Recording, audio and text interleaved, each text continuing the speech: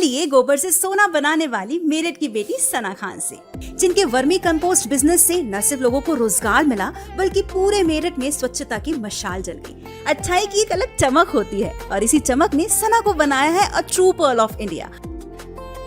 मेरठ के एक सामान्य परिवार में जन्मी सना के पिता और दादा दोनों ही लेडीज टेलर थे। खानदान में किसी का भी दूर दूर तक खेती से नाता नहीं था, पर पढ़ाई में हमेशा से होशियार रही सना को बायोटेक इंजीनियरिंग के दौरान वर्मी कंपोस्ट पर एक प्रोजेक्ट करना पड़ा तो उनके दिमाग में इसी से बदलाव की एक लहर लाने का ख्याल आया।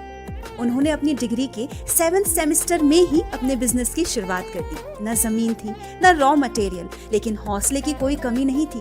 तो बस सना ने सड़कों से, सब्जी मंडियों से, स्कूलों से कचरा और डेयरी फार्मों से गोबर उठाया। 1000 रुपए की एक हाथ छन्नी खरीदी और शुरू कर दिया वर्मी कंपोस्ट बनाना।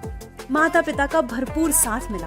भाई जुनैद खान ने अपनी सेविंग्स से जमीन खरीदी। 12वीं क्लास से साथी रहे सैयद अकरम रजा ने ब्रांडिंग और मार्केटिंग की कमान संभाली और आखिर शुरू हो गई सना की अपनी कंपनी SJ ऑर्गेनिक्स।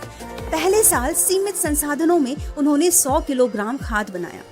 मुनाफा हुआ तो 16,000 रुपए में 3x3 की एक मशीन खरीद ली और 600 किलो खाद बनाने लगी। फिर 50,000 में 6x3 की मशीन से 1000 किलोग्राम और अब सना के पास 10 लाख की ऑटोमेटिक मशीन है जो प्रति घंटा 4000 किलो खाद बनाती है। साथ में अपनी बायोटेक डिग्री का इस्तेमाल करते हुए उन्होंने एक लैब बनाया है जहां से पास होकर ही हर प्रोडक्ट उनके ग्राहकों के पौधों तक पहुंचता है। सना और सैयद की आज 2 बेटियां हैं जिनके लिए फैक्ट्री में ही एक नर्सरी भी है ताकि दोनों अपने काम और बच्चों की परवरिश एक साथ कर सकें।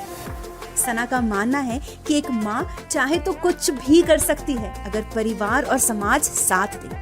आज सना हर महीने 500 टन कचरा रिसाइकल कर शहर को साफ रख रही है। पिछले 12 सालों में उनके काम से शहर से करोड़ों टन कचरा साफ हुआ है। साथ ही वो देश भर में हजारों युवाओं को वर्मी कंपोस्ट बिजनेस की ट्रेनिंग दे चुकी है। इससे देश में जैविक खेती को बढ़ावा मिला है जिसकी आज सख्त जरूरत है। वाकई सही मायनों में है सना पर्ल ऑफ इंडिया।